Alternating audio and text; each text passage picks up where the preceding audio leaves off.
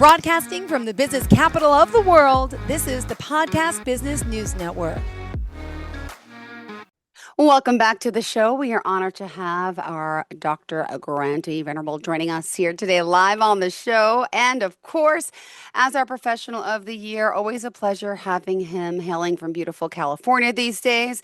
But a man who has a rich history and so much from lecturing to publishing to molecular expression arts.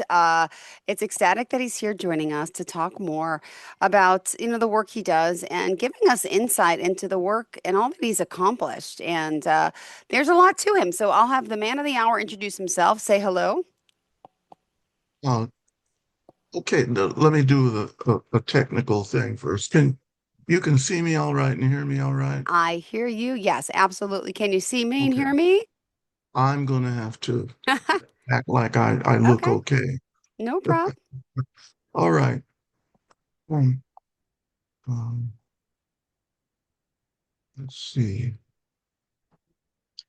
We're going to talk about some fuzzy things today because that's really what is baffling the society today globally, is this area that the computer has a very difficult time with. And everyone that's afraid of artificial intelligence may be fearing nothing because the computer cannot think like people yet. But I ran across an article after the podcast last time. I was going through articles that I've been saving for years, and this was an article from 1989 by a fellow named Les Ernest. And Ernest has a very interesting background. Mm-hmm. And as I went through this very lengthy article, it's entitled, "Can Computers Cope with Human Races?" And I know I read the article probably in the 80s or the early 90s when it first came out, but I saved it. And it is right on target for things that we're trying to deal with today. So, does that sound like a good idea, Jill? Of course it does. Bring it on. Thank you so much. I think your person of the year has some other elements of traits, properties of interest. And one is that in high school, if you'd asked most of the students, people would have said, I'd probably become a stand-up comedian when I grew up. So this may tap some of that ability because the comedy here is so interesting, so graphic, and yet it's so real and it's serious. So I'm going to read just a few little excerpts from a Les Ernest article, "Can Computers Cope with Human Races?" And he starts by saying, in trying to apply a computer to a task that humans do, we often discover that it doesn't work. One common problem is that humans are able to deal with fuzzy concepts that don't have sharp definitions to them. But computers can't do that. They need precise representations, and it is hard to represent a fuzzy concept in a precise way. However, if we look closer at such tasks, we often discover that the weakness actually lies not in the computer, but in ourselves. That we didn't understand what we were doing in the first place. And one of those great areas is the area of race. The fact that the government would even bother itself with it is an excellent example of not knowing what one is talking about. That may sound strange, but it is quite normal. It is what's going on in this area. So there's a little section called "White Faces in New Places." And in 1963, Les Ernest was living in Lexington, Massachusetts for 7 years. but his family and he moved to Washington, D.C. area. He helped set up a new office for Miter Corporation. Uh, and then he and his wife purchased a home in that area. But he says it soon became apparent that there were no white faces in the area where he wound up living. Uh, he goes on to say, when I applied for a Virginia driver's license, I noticed that the second question on the application after name was race. When filling out forms, I've always made it a practice to omit information that I think is irrelevant. It seemed to me that race had nothing to do with driving a car, so I left it blank. When I handed the application in, the clerk, along with the fee, he just looked at me, marked W, obviously for white, in the blank field, and threw it on a stack.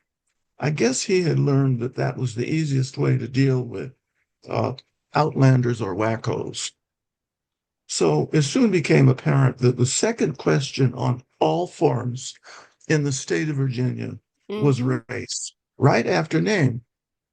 Someone informed me that as far as the Commonwealth of Virginia was concerned, there were just two races, white and colored. Okay. Included in colored were all dark-skinned people, including both kinds of Indians, Asian and American. I felt uncomfortable with this system, knowing that it was part of a scheme of legal discrimination that still pervaded the laws of many states. For example, it was still illegal in Virginia for a white and a colored person to marry. Oh, unbelievable. Well, our contractor Yeah. was a bit slow in finishing the house that they were trying to buy. But as time went on, they realized that when their kids brought forms home from school, I started putting a C after the second question, leaving it to the authorities to figure out whether that meant colored or Caucasian. Mm-hmm. I doubt that this ploy actually confused anyone. The entire school was lily white. So then he gets into racing clearance. Well, about this time, my boss and I and another colleague applied for a special security clearance that we needed. Certain clearances can't be in public. It was one of those. It can't be named in public. And since I had an ordinary top secret clearance for a number of years and had held the unnameable clearance a short time before, I did not anticipate any problems. When I filled out my personal history form, I noticed the question 5 was race. In the past, I had not paid attention to this question. I just thoughtlessly wrote Caucasian. Having been sensitized by my new environment, I re-examined the question. All of my known forebears came from Europe, mostly from Bavaria and Bohemia, with a few from England, Ireland, and Scotland. Wow. A glance in the mirror, however, indicated his mirror in his bathroom indicated that there was Middle Eastern blood in his veins. Wow. He says he has a Semitic nose and skin that tans so easily that he is often darker than many people who pass for black. Did I inherit this from a Hebrew, an Arab, a Gypsy, perhaps one of the Turks? Maybe it Yeah. was from a Blackfoot Indian. But in my arrogant young computer scientist self, I believe that if you can't figure out how to program a decision, the question must be wrong. Yep. I couldn't figure out how to program racial classification. So I concluded that there isn't such a thing. I subsequently reviewed some scientific literature that confirmed this impression. I've already brought up a little of this in previous interviews, race is at best a fuzzy concept Yeah. about typical physical characteristics of certain populations. Mm-hmm. At worst, of course, it provides a basis for more contemptible conduct than any concept other than religion, Yeah. namely discrimination. In answer to the race question on the security form, I decided to put mongrel, mongrel, mongrel, like a mixed race dog Yep. or cat. It would have been slightly less provocative had I just said human. Wow. Yeah. Shortly after I handed in the form, I received a call from a secretary in the Oh. security office of the Defense Communications Agency. So you Wow. can see this is really way up there in the Yeah. highest levels of the secrecies of government. She Mm-hmm. said that she had noticed a typographical error in the fifth question where it said mongrel. She asked if I didn't mean Mongol, Mongol. No, thanks, I said. I really meant mongrel, Wow. mongrel. She ended the conversation rather quickly. Just a few hours later, after I handed in the form, I received a call from a secretary in the security office of the Defense Communications Agency. Oh my goodness. She said that she had noticed a typographical error. Well, this is the same thing, just repeated. But a few hours later, I received a call from the the chief security officer of the DCA, whom I happen to know personally. Hey, Wow. Les, he said in a friendly way, I'd like to talk to you the next time you're over here. I agreed to see him later that week. Wow. When I got there, he tried to talk me out of answering the race question incorrectly. Oh my goodness. Asked him what he thought the right answer was. And he said, Caucasian, he replied. Oh, you mean someone, I said, from the Caucasus Mountains of the USSR. I Wow. asked, I asked pointedly, no, you know, you should put white. But actually, I don't know, I said. We got into a lengthy discussion in which he informed me that as far as the Defense Department was concerned, there were 5 races: Caucasian, Negro, Oriental, American Indian, and Pacific Islander. And that was, of course, back in the early 1960s. That's what they thought. Yeah. I asked him how he would classify someone who was, by his definition, 7/8 Caucasian and 1/8 Negro. He said he wasn't sure. I asked how he classified Egyptians and Ethiopians if he wasn't sure. That's what he said. He wasn't sure. I said that I wasn't sure either, and that mongrel seemed like the best answer for me. Mm-hmm. He finally agreed to forward my form to the security authorities, but warned that I was asking for trouble. Oh. That has implications on many things we've already talked about Yep. on this podcast. But Mm-hmm. this one is stimulated by the confusion of race. I mean, the way that we create computers these days is related to that question. Now, it comes to a question of stability. I knew what to expect from a security background investigation. Uh, Neighbors and former acquaintances let you know it is going on by asking, what are they trying to get you for? Uh, I understand this because when I was in graduate school, I too went through a security investigation for a top secret clearance to do my graduate research at the Argonne National Laboratory, which Mm-hmm. is where the atomic bomb was Wow. developed after it left the University of Chicago. So, uh, and then kidding you about what they told the investigators. This is his friend talking. Within a week after my application for the new clearance was submitted, it became apparent that the investigation was already underway and that the agents were hammering everyone they talked to about my mental stability. Now, that has to do with this whole idea of tribal culture and expectations, whatever that means in whatever area of life. And if you step around that, no matter what it is, what if you're someone that decided you wanted to be single all your life? Oh, that's a big no and a red flag for the tribal expectations. Same thing is going on here. Yeah. Uh, then the personnel manager where I worked was interviewed quite early and came to me saying, "My God, they think you're crazy. What did you do? Rape a polo pony?"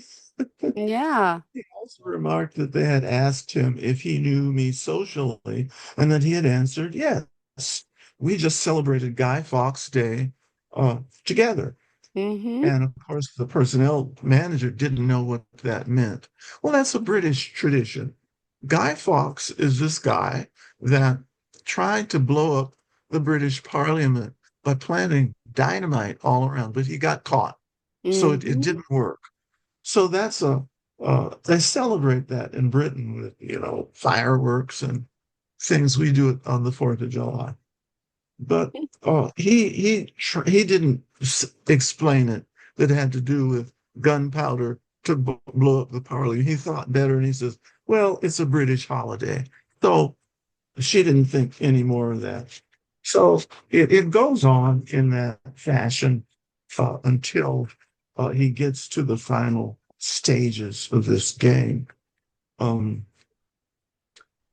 about a year after all this, he was granted the supplementary security clearance.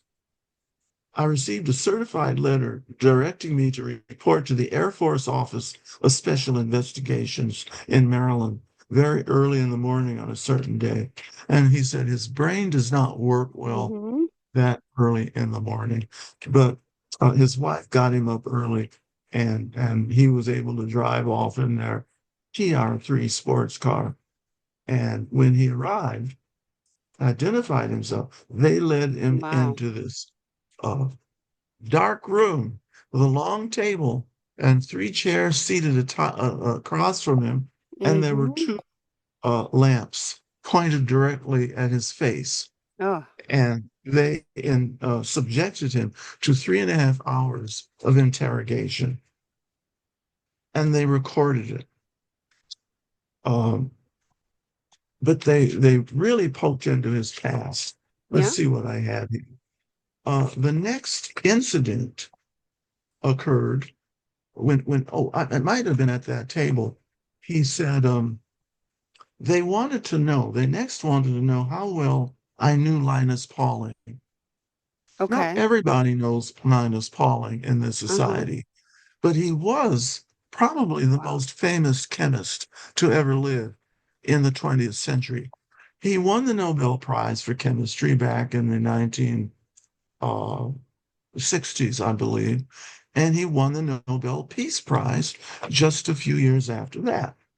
So um, they didn't know what to do at that point here. Well, he was a student. That's how he knew Linus Pauling. He was a Caltech undergrad who graduated in 1953. So that's Yeah. part of the plot here Wow. that's going on. But he did tell them that Pauling's lectures had inspired him to decide to be a chemistry major. All right, so we have that in common. Yeah. This chemist that you're interviewing today and that man less earnest. Um, and then somehow this issue disappeared after they inquired about. I mean, even they asked his uncle, was he stable and all that. And then it gets down to after the 3.5 hours. Um, let's see. It comes to some kind of a punchline, and the punchline has to do with the emperor's new clothes. that this whole idea about race really had no basis. It was Yeah. just idiotic. The classification is nonsensical. Um, uh, it sounded like, anyway, among the listed ethnic classes, they started using ethnic codes in these applications. And so, what do you call someone with a Spanish surname and call themselves Black? And one of my secretaries, Les Ernest says, happened to be Black and had a Spanish surname. So what do you do with that? Now, Mm-hmm. if you'll notice what's happened in our official forms, applications that we fill out today, it Mm-hmm. has at least 5 classifications, and it mixes ethnicity with what we think of as race, these different features that different races have. And here's the first one. Everyone knows about this because it's still known today. One, Black, not of Hispanic origin. Two, Asian or Pacific Islander, persons having origins in any of the original peoples of the Far East, Southeast Asia, and the Italian subcontinent or the Pacific Islands. Number three, American Indian or Alaska Native. Four, Hispanic, persons of Mexican, Puerto Rican, Cuban, Central or South American or other Spanish culture or origin. And finally, five, non-minority, persons having origins in any of the original peoples of Europe, North Africa, or the Middle East. Now, does that not make you dizzy, just to try to figure out Yes, what's yes. what's what's going on here? But Mm-hmm. the whole point is that this article, published in 1989, it comes down to what we always see nowadays. It's still there. And it has to do with how they deal with this fuzzy concept. And it goes to those 5 different classifications. And I'll tell you how this interviewee, Grant Venerable, handles it. If it's a medical office question and they offer me all of those choices, I put down every single one that applies to me. And Mm-hmm. there's a scientific reason that I do that. I don't do it just to play around with them, but I list European, specifically United Kingdom, mid Europe, some places in Southern Europe. It also asks for uh, Black, African American. I check that, but there's no way to put the specific origins in Africa. But I happen to know most of those from DNA analysis that it comes from the West Africa, what is now Ghana and Nigeria and Cameroon. And then Wow. there's also other questions. Why am I doing that? Because I was well trained by very educated friends. And Mm-hmm. one of them many years ago worked at the NIH, National Institutes of Health. Kathleen Rand Reed said that the medical field, particularly of tissue transplant, finds it so difficult to find matches because the question process starts with, okay, what is your race? Well, usually the questioner writes down what they see or think they see. And that's important to highlight what they think they see. And if you look like a garden variety Caucasian person, that's what they put down. They put down white or Wow. Euro American. Yeah. If you look like a Hispanic person, whatever that looks Ah, like, I know, I that's what they know. put down. But this is just, again, complicating the issue, and it doesn't really get to the issue they really need to satisfy.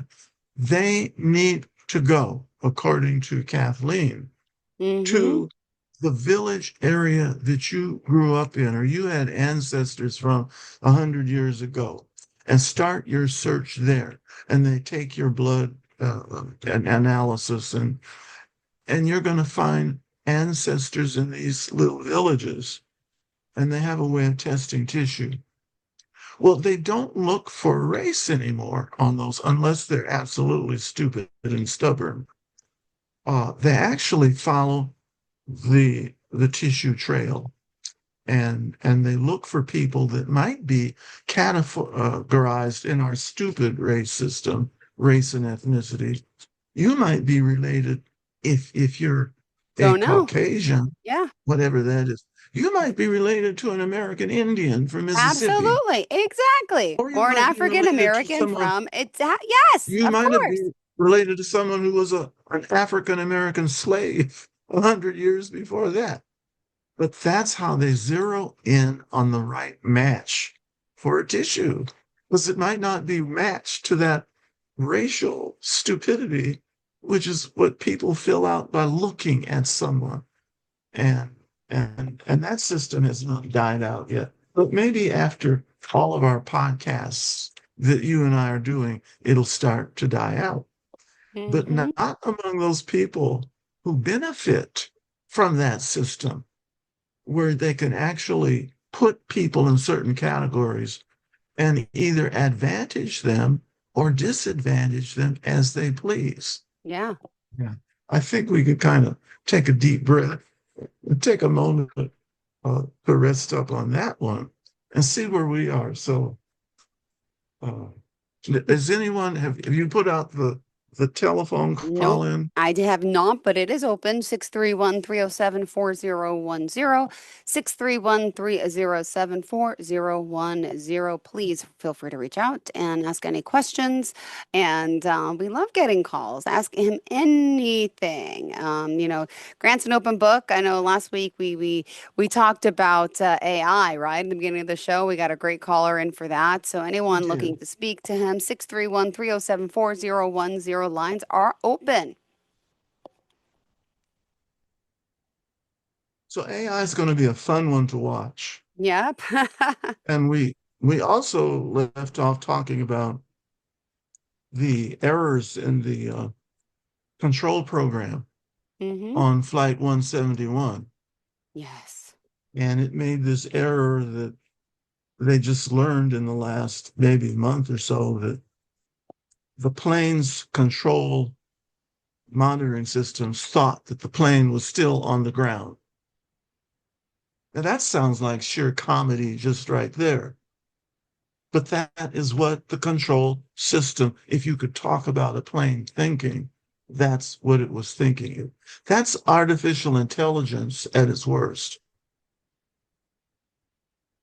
The way that kind of thing comes about in our technological society is that the companies glom on to what seems to be the obvious and easiest thing to deal with, is to prevent errors from happening to that aircraft, or to correct errors that come from the environment that the plane might be flying in, like a storm or heavy winds, things like that. Notice the difference between that and a fuzzy logic.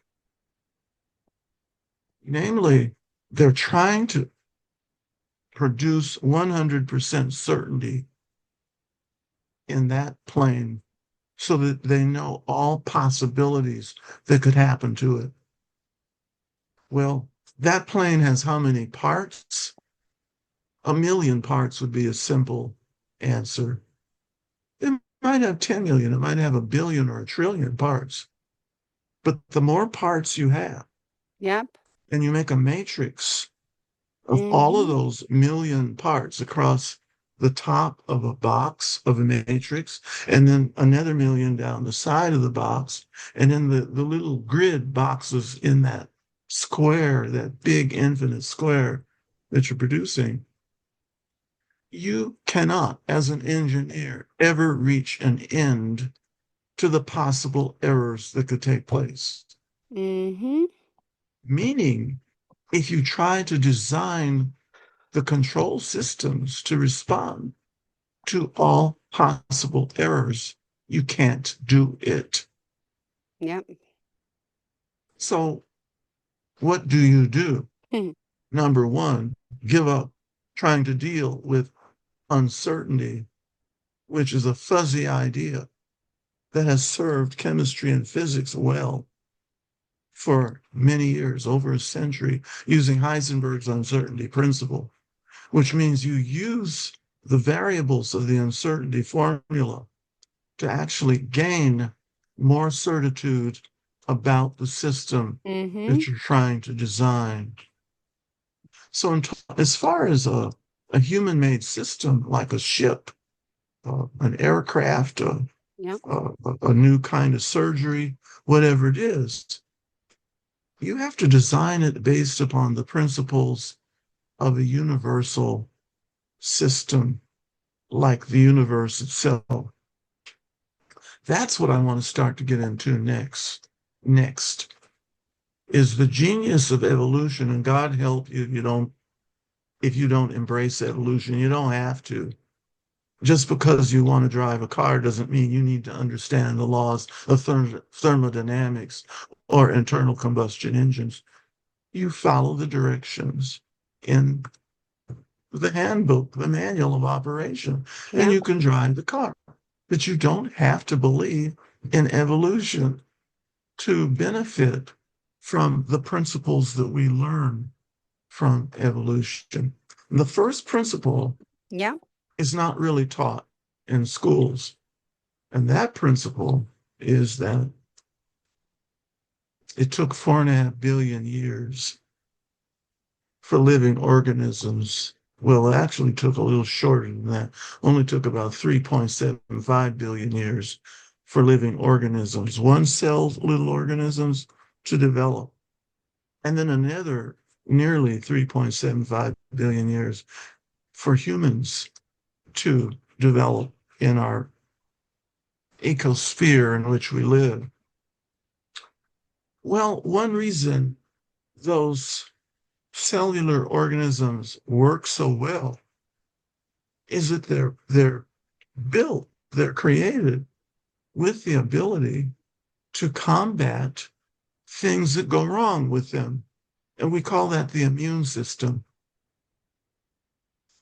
The only caveat there is if you overwhelm the immune system with too much rich food or too much rich vacations or too much rich entertainments or too much enjoyment of tobacco or other entertainment drugs, as we call them, that system could be thrown out of kilter and not recover.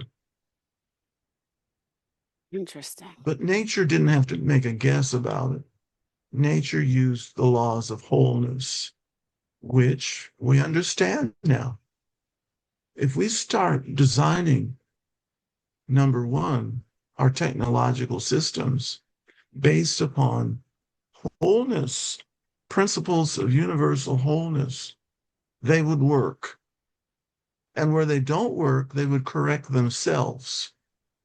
And I think many people who fly frequently have been on flights where they had to make adjustments to what was going on. I remember when I was on one of the CRJ 100s coming from Chicago back to Atlanta. And just all at once, I'm glad I was wearing a seatbelt because it hit an air pocket. Mm-hmm. We used to call them air pockets, places up in the atmosphere where suddenly most of the air molecules are gone. They're somewhere else. And so there's nothing to hold the plane up, hold the wings up of the plane. And it just falls until it reaches where you got some air molecules. And when Yeah. it did that, if I hadn't been fastened in, I would have hit my head on the ceiling of that plane. But the pilots were able to make their adjustments, and that's the way life works. It's supposed to work that way. So it's also saying, okay, folks, you have to design your organizations to work that way. You can't design an organization whose rules are so rigid, so logical, so rigid, inflexible. You can never get anything done I think that sounds familiar. Right now, we don't have a budget. We don't have an approved budget. Nope. Various programs are scheduled No. to go out of order, stop working.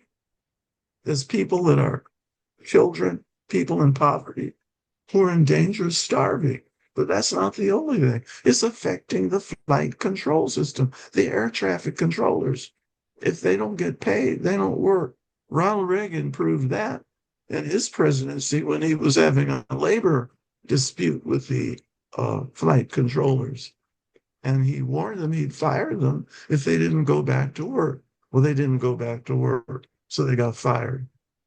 And it led to mayhem and chaos in Yeah. the air traffic control system. Uh, we don't want to go through that. We don't need that. But that's because when people, certain politicians who are not that whatever and whatever, uh, try to force things their way, say, Mm-hmm. okay, I'll fire you. Yeah. I'll make you do what I want you to do. Yep. Oof. So that's the big area today that needs what is introduced in my memoir called Footprints in the Chaotic Unknown, which you can find on Amazon's website, Apple's website, Mm-hmm. and Barnes and Noble's website. But it showcases in one of the chapters, it might be somewhere in the second or third volume, Yeah. and it's a concept that it looks like it might be the Matrix in the movie The Matrix, except it's not. That Matrix is a very diabolical device, but it was indicative of our time today Yeah. in the computer and internet era where computers take over the world. Now, that's what people fear about AI, artificial intelligence. Well, there's news. It already has taken over the world. Yeah. I looked, I went on to do a search on the internet of storage sheds that I could have for the new home that we're working on purchasing here in the desert. And so what happened? What? Within an hour, I was getting news feeds across my particular channel I was on advertisements for storage sheds for your Yep. backyard. Yep. Happens to me all the Everybody, time. yes. So be careful of what you want because it's going to appear there because of Mm-hmm. AI. Yep. Yes, be very careful what you want. There's a new grand ballroom being built on the White House, where the East Wing was, Yeah. or the West Wing. I forget which wing it I was. don't know either. Yeah. But now, just as a kind of a joke, there's people in the White House staff calling it the Oh. Epstein wing. Oh, the Epstein wing. Yeah. Hi. Hi. Hi. Hold on. Hello. You there? So what was that? Hello. Hello. We have a caller. Hi. Oh, a caller. Okay. Hello. Welcome to the show. So I just felt like you have such a like an interesting family background there. So like growing up, did you have like if there was like what are some type of challenges you had to overcome growing up?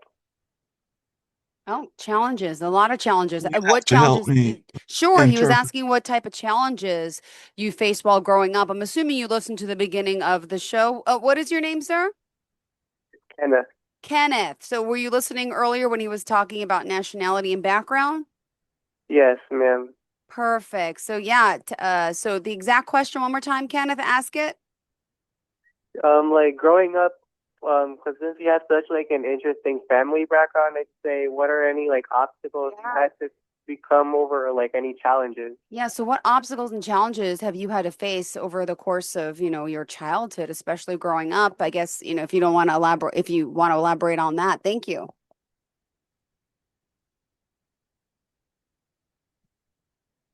Can you hear? Hello, hello? Grant? Yeah. No, I couldn't hear all of it. Yeah, he just wants to know about your nationality and growing up. What type of challenges Okay, and that's a obstacles good did you face question. with that? Thank you so much, Kenneth. We will continue to discuss this. Thank you. That's another good question where nationality gets mixed up with race and ethnicity and language group, cultural group. Um, uh, People will use nationality as a substitute for skin color, race, and ethnicity, what you look like.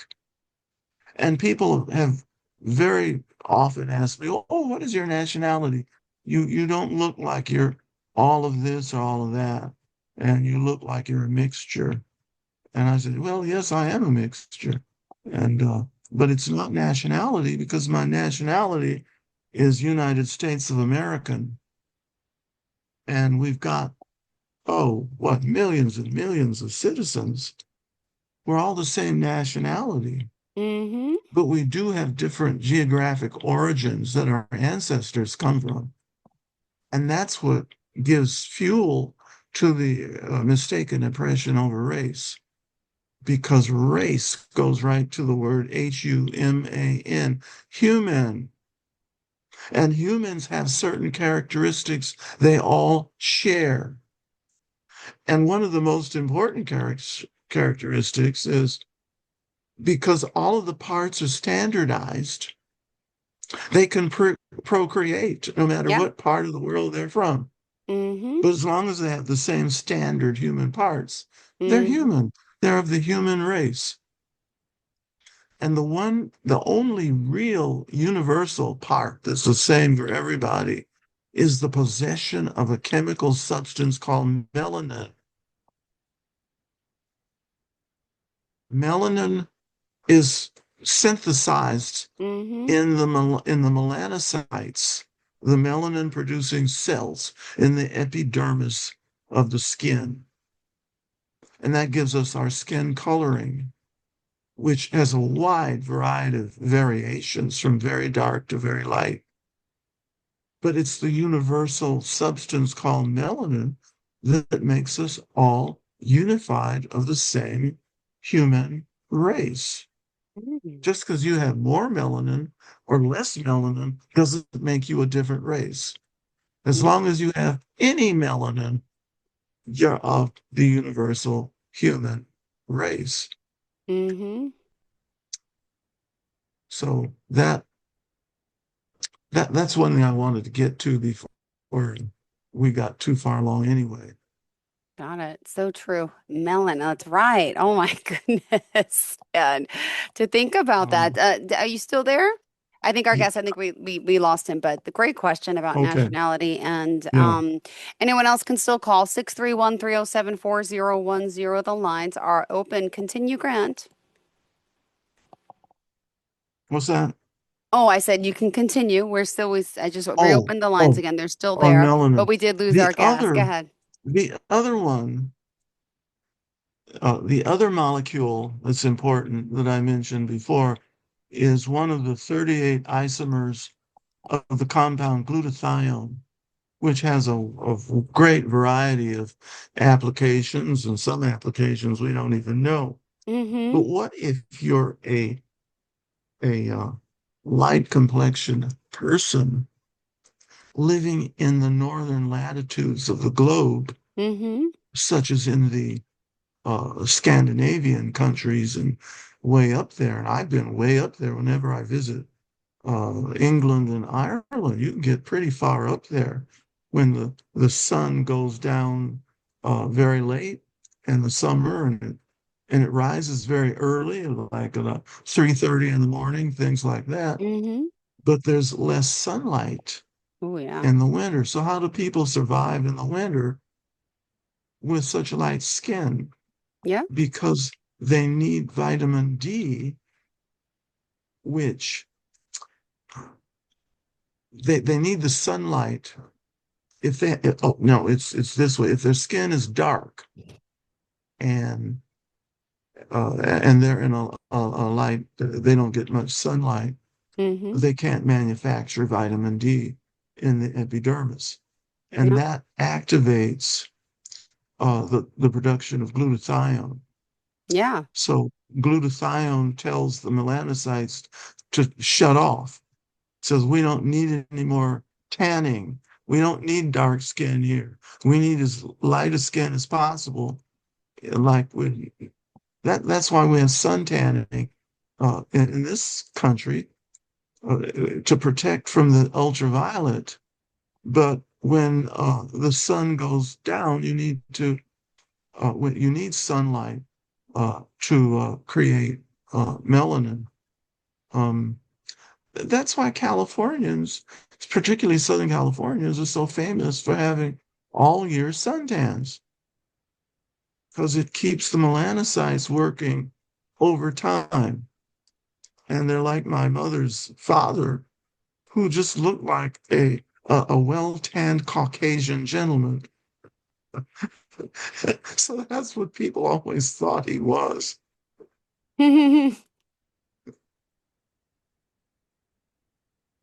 Well, with anything with race, with Yeah. nationality, obviously as an African American, you've talked about the challenges with that many years ago, and we've talked in the past about how that's changed a lot, which is great. But what about on those, questionnaires? Have they changed to different nationalities now, or is it still the same, isn't It, it? it's changed. They do change. They have changed over the years. And my memoir documents that in the 1960s, when I applied for a security clearance, as I said, to work at the Argonne National Laboratory, they only had uh, 4 boxes to check or 5 boxes, and they were Caucasian or white, they were black or Negro, they were Hispanic, and of course, Hispanic's not a race, it's a language group, or they're Eskimo or Alaska Native, they're Asian. And I checked none of the above. And and then I had a box for other, the least intelligent. I might have drawn my own box. And I put black. Oh, I know why I did it. There was no black box then because black was not in use at that Yeah. time, as early as 1965. And I was part of what was being called the Black Power movement Yeah. for youngsters to learn about their Black history. And Hmm. so we began using Black liberally. It was really more of a spiritual ethnic identification. You're identifying with a set of beliefs about yourself, about your behaviors. And I put Black, and it held up approval of my application for a government scholarship to do my research at Argonne Laboratory. Wow. I know that's what it is. After I read this article by Les Ernest, I'm even Yeah. more sure of that. But what it means is that they send people out to interview uh, friends and relatives and neighbors to see. And in those days, they wanted to know if you were crazy, like were you a black militant or something like that, a radical person. Of course, I was not. And one of my professors was saying, well, you're fine. I mean, this professor and that professor, and they're very nice, regular conservative people. And so anyway, I got my clearance to work at the laboratory. Yeah. So that's one of the effects of my African American identity. The thing is, the other part of it is when I travel in outside of the United States, if I travel in the Caribbean, Central America, South America, Europe, um, people identify me as something that looks like Algerian or Moroccan or somewhere in Egypt in the Middle East or even Persian. Yeah. Uh, so that gets fun. Yeah. Well, we That's unfortunately are out of time. Let me know how we can reach out to you, Grant. Well, we've got to sum up for today. I want to cut you off mid-sentence. Sorry. Go ahead. Okay. Look up my web site, Grant D. Venerable, PhD, all lowercase, grantdvenerablephd.com. Or my email is ventwo@aol.com. And in the subject box, put podcast question. And how do we contact you? Say it, the email? And I think some people have tried to, but I couldn't separate it out as related to the podcast. So that's why I'm saying put in the subject box Yeah. podcast or interview on Zoom, something like that. Got it. Well, thank you so much. Just Google his name as well. Grant Venerable. Also, want to thank you for being here. Our professional of the year, GrantDVenerablePhD.com. Don't forget, we will talk again next week. And thank you to our caller that called in. Have a great day, and we'll talk soon. Bye, Grant. Okay, thanks, Jill.